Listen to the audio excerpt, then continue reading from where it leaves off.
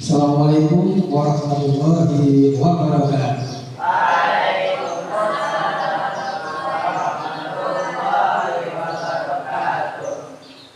Bapak yang bertanya tentang kabar kalian kali ini bagaimana semua? Buka HP-nya, kemudian coba cari tahu dong sama siapa namanya? Sama ChatGPT. Gimana cara buka ChatGPT? Buka Google, kemudian ketik ya. Ketik ChatGPT. Kemudian yang gambarnya itu seperti gambar kodak kamera, video kamera. Nah, kemudian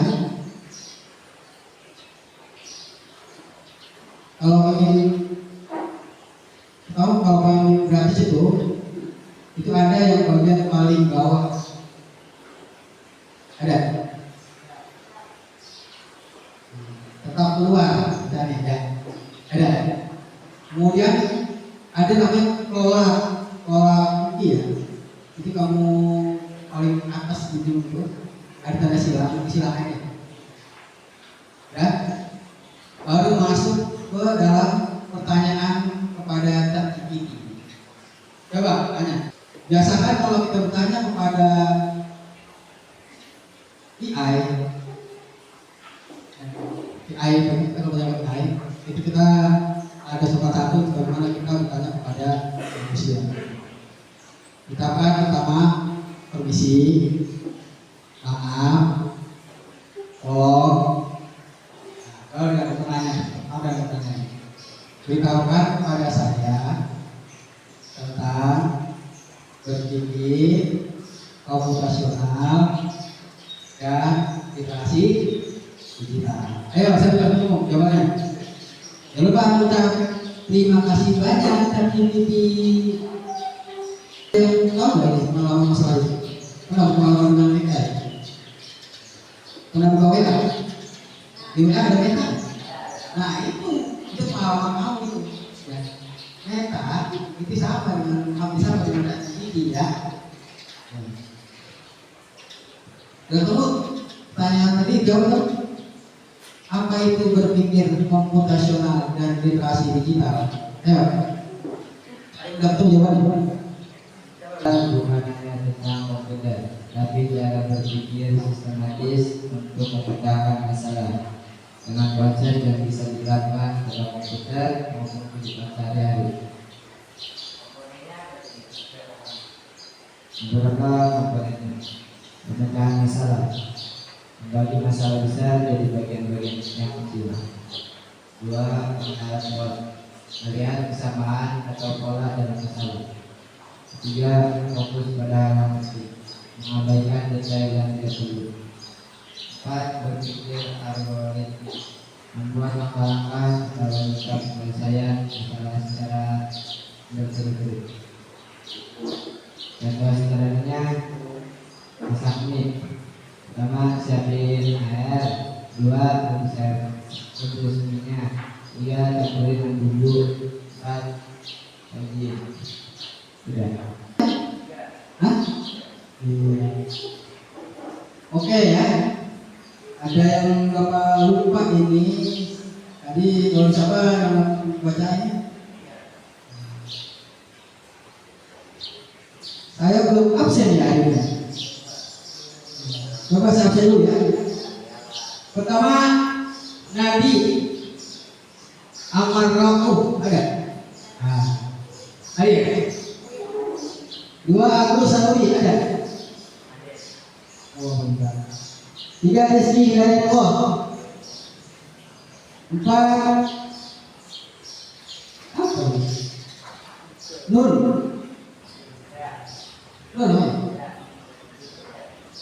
Nur Zikr. 5. Andika Pratama Firzi. 6. Sayyid Rohmanillah Elgin Fakih. 7. Firja Rohmilo. 8 Ahmad Sultan Khairuddin. Apa namanya? Oh, benar. Hah? Umroh? Keren banget. 9 Rahmat Badianto. 10 Muhammad Nur Rizki. 11 Angga Al-Ghifari. 12 Muhammad Rehan Saputra. 13 Muhammad Anwar Maulana. 14 Muhammad Rizki Saputra. 15 Muhammad Syafiq Hakiki. 16 Fatan Krishna Ramadan. 17 Najril Irham Fauzi. 18 Fahri Ramadan.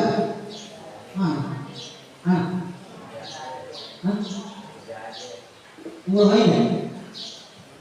Umroh lain ya tadi. Rahmawati.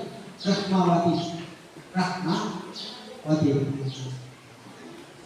Setiawati. Ada. 21 Dewi Ariati. 22 Devina Syakira Zulfa. Ada. Kemudian 23 Arjun Karim Fadilah. Alhamdulillah ya pada hadir hari ini. Kecuali tadi ada 2 orang. Yang pertama tadi umroh, yang kedua tidak hadir. Mudah-mudahan dikenalkan beliau bisa hadir ya. Dan yang umroh mudah-mudahan itu bisa membantu kita di tanah suci. Apa sih yang akan kita capai untuk kita bisa memahami tentang budaya coding ini? Yaitu kita akan mampu berpikir secara tadi sistematis, ya, runtut, ya, berurutan. Jadi kita juga tahu mana yang paling dahulu, mana yang terakhir. Ya, kami juga berpikirnya itu coding ini atau berpikir komputasional juga itu berpikir tentang bagaimana kita punya jalan alternatif, ada solusi alternatif yang tetap hasilnya nanti sama. Ya, oke, paham ya? Ini mau tulis sudah saya tempel, ya, saya tempel. Pertama ini ada tanda tangan nih, yang paling atas nih, kowa, artinya apa? Betul. Kemudian ada right on, artinya. Terus ada left on, artinya. Kemudian ada backward, artinya. Ada clear, ada pause. Ini sebetulnya ada di Google. Silakan karena kamu punya HP, silakan buka, klik Google lagi, ketik Billboard Therapy Logo. Billboard di Google ya, Google. Kalau tadi kita bertanya soal, jadi kita buat lihat ini aplikasinya ada nggak sih di Google, namanya Billboard Therapy Logo. Ketemu, alhamdulillah. Coba lihat ya. Apa sih kan? Ketemu. Jadi dalam Billboard Therapy Logo itu, kamu itu bisa bermain tangga di situ, bisa bermain apa namanya, ludo, dan lain-lain. Jadi kita bermain problem solving, membahas masalah. Sama? Oke. Sekarang dibuat kelompok. tentang tata ini ya dibuat kelompok. Ulang lagi ya. Ambil 3 ya. Satu lagi. 2, 3. Ini. 3, 1. Ya betul ya, yang satu sama yang satu, yang dua sama yang dua, yang tiga sama yang tiga. Tidak lepas ya. Dengan ini dibuat terapi logo cuma satu, yaitu tidak ada balik kanan. Jadi kalau ada balik kanan, kamu harus belok kanan 2 kali. Paham? Paham. Ya. Jadi kalau pemimpin yang pencet tombol yang ini, kamu maju 1 langkah. Paham? Tapi maksudnya itu tungguin agak-agak go. Kalau dia belum pencet go, jangan jalan dulu. Ibarat katanya kalau gede ngomong gerak. Jadi ya, ini ibaratnya gerak. Satu langkah ke depan. Nah, gerak. Nah, itu loh. Ya, go-nya itu gerak. Paham? Kemudian kalau ini baru belok ya. Belok kanan. Gerak. Jadi, terus belok kiri, gerak. Ini go-nya itu gerak ini. Kalau belum bilang go atau belum pegang go ini, datang dulu. Nah, kemudian baru ini ke belakang 1 langkah, ya, baru ini ya. Tapi ini nggak ada suara. Ini kamu hanya mencet kertas ini. Anggap ini remote apa? Remote kontrol. Paham? Untuk pertama, kamu mulai perintah dulu. Kalau dia ngerti, tambahkan 2 perintah. Kalau udah ngerti, tambahkan 3 perintah. Udah ngerti, tambahkan 4 perintah. Ya, paham kan? Terus dulu, kira-kira kamu kalau saya lepas nanti sama komandannya, sama pimpinannya, saya bisa jalan. Ya, oke? Nah, saya geser dulu ini. Siap?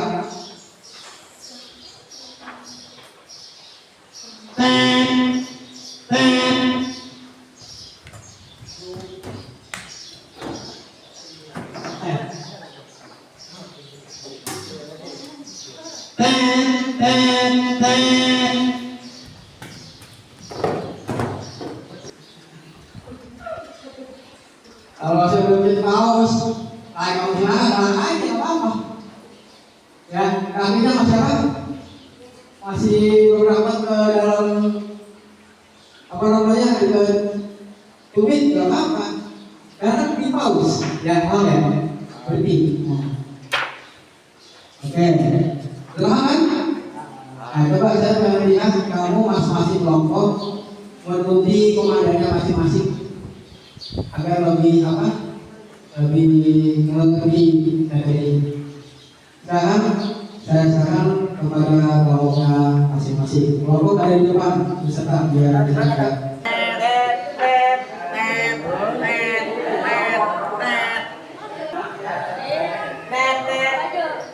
Waduh, yang robot kontrolnya itu hati-hati. Robot makin apa yang remot. Kata jungset robot.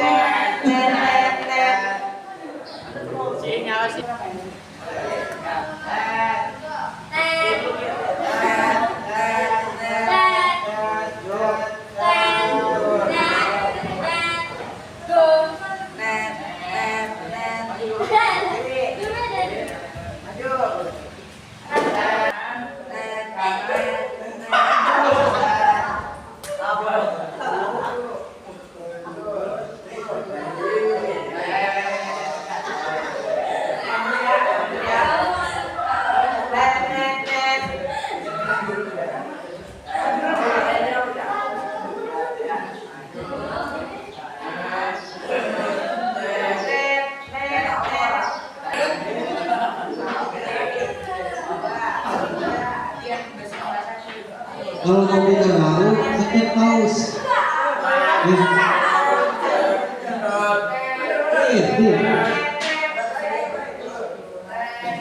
Salah ya, clear. Kalau kita buat clear.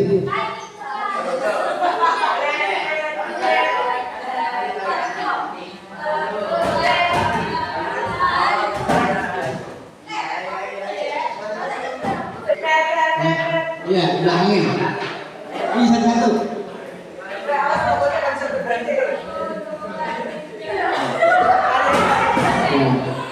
Sekarang teman kamu ini satu-satu. Ya, sekali di belakangnya. Oke. Nah, satu-satu ya. Dia paham nggak?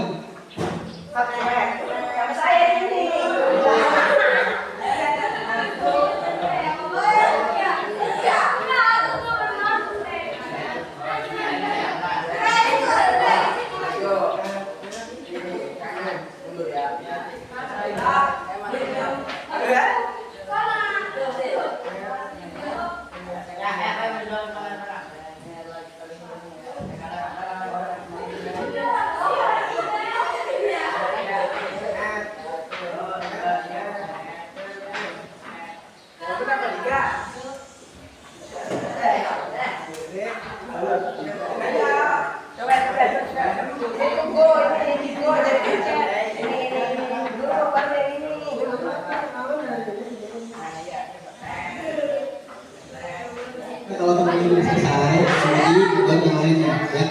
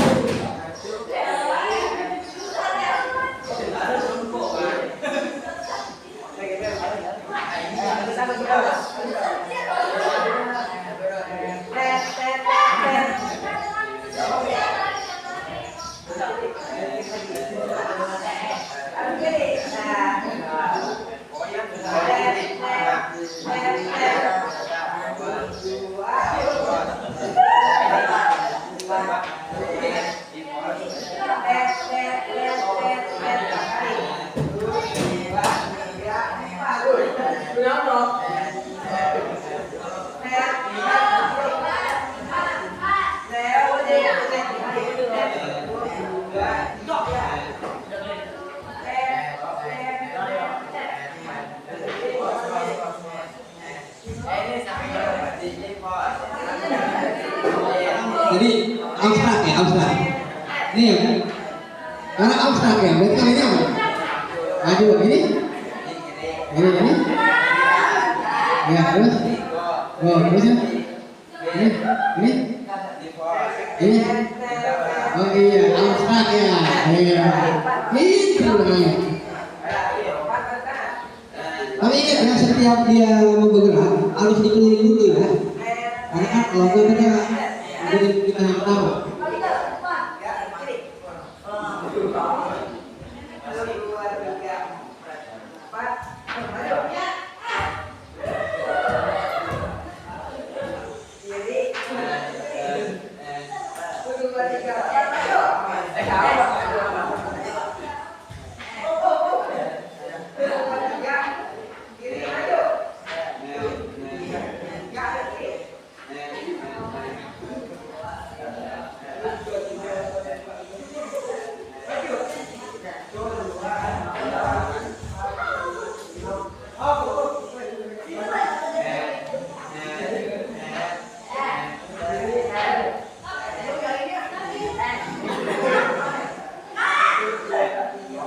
Ilmuwan zaman dahulu dia punya orang tua.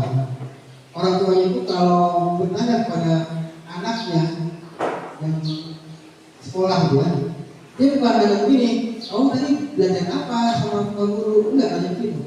Pertanyaannya adalah, kamu tadi nanya apa sama Pak Guru? Ya, paham? Jadi kamu harus berani bertanya. Dengan ilmu itu dengan bertanya matinya. Dan yang terakhir itu Bapak, ini seperti apa? Seperti apa cetak. Nah, simpul. Nah, untuk itu nyimpul ilmu itu dengan dua cara. Cara pertama dengan tulisan. Ya, jadi tingkat ilmu itu dengan apa? Tulisan. Cara yang kedua dengan hafalan. Ya, oke? Tulisan dan walaupun hafalan ini bukan coach ya. Kalau itu orangnya berpikir kita tinggi bukan. Kalau hafalan itu bukan berpikir kita tinggi. Kalau itu untuk 40 kali baca tidak apa. Ya. Jadi ini kita sekarang akan menulis dulu materi-materi apa yang kamu pahami dari kegiatan tadi dan dari kegiatan tadi. Apa yang kamu tahu tentang berpikir komputasional dan literasi digital? Yang maju duluan berarti dia maju dari nomor yang 1 sampai ya kalau pertama terakhir teman-teman yang lain gitu. Paham ya? Jadi jangan cuma diborong sama teman satu orang, ya satu orang tulis yang pertamanya aja dulu, ya ntar maknanya yang maju lain paham, ya sekarang siapa yang mau duluan? Sudah pegang dulu, maju duluan, tulis sama tulis, jangan diborong semua ya, pisahin teman-temannya, tulis, oke? Kamu nulis dulunya dulu nggak apa-apa. Yang betul. Nah.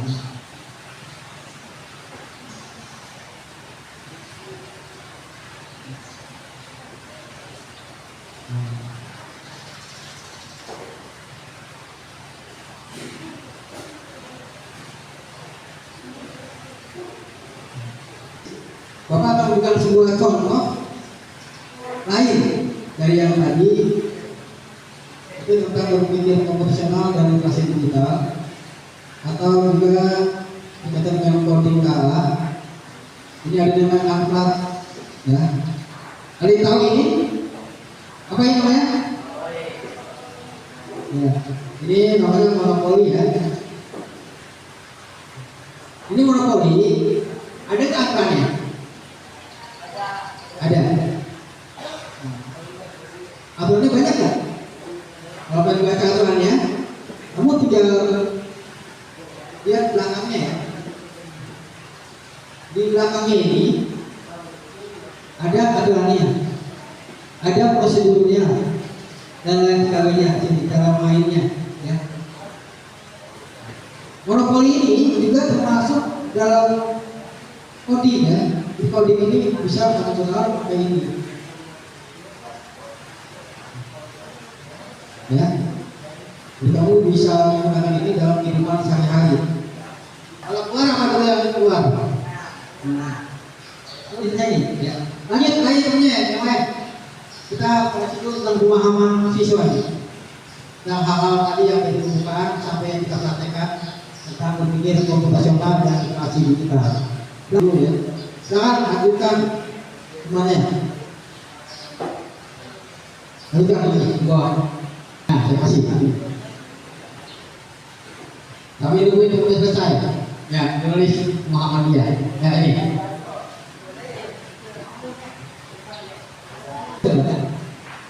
Nah, bisa. Insya Allah bisa membaca ya.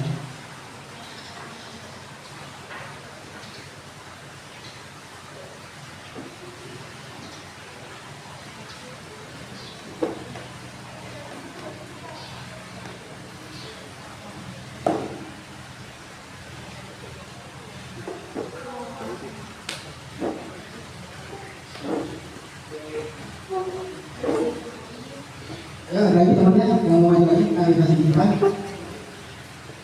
Siapa lagi?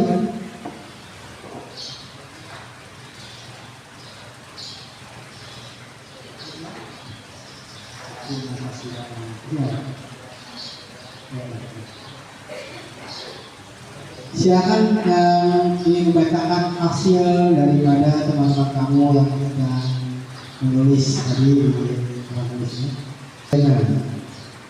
Cara berpikir ini adalah cara berpikir yang dipakai dalam dunia komputer, tapi sebenarnya dapat digunakan dalam kehidupan sehari-hari.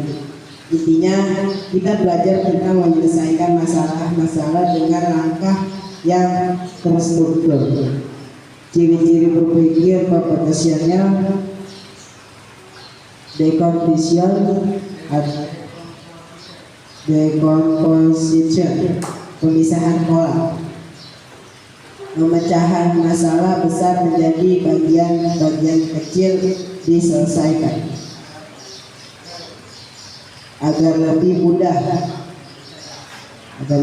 diselesaikan. Yang kedua yaitu pengenalan pola, mencari pola dari masalah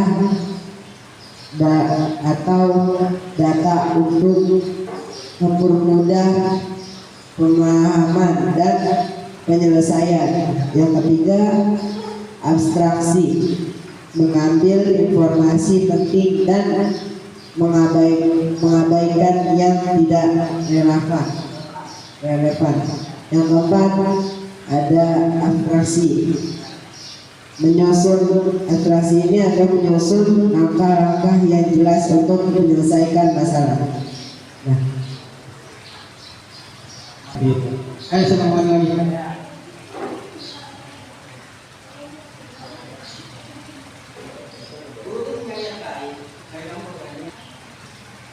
Dua, literasi digital.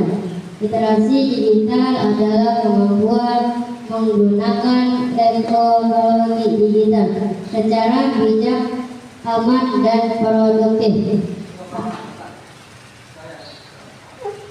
Dua, literasi digital. Literasi digital adalah kemampuan menggunakan teknologi digital secara bijak, aman, dan produktif. Ada beberapa bagian penting.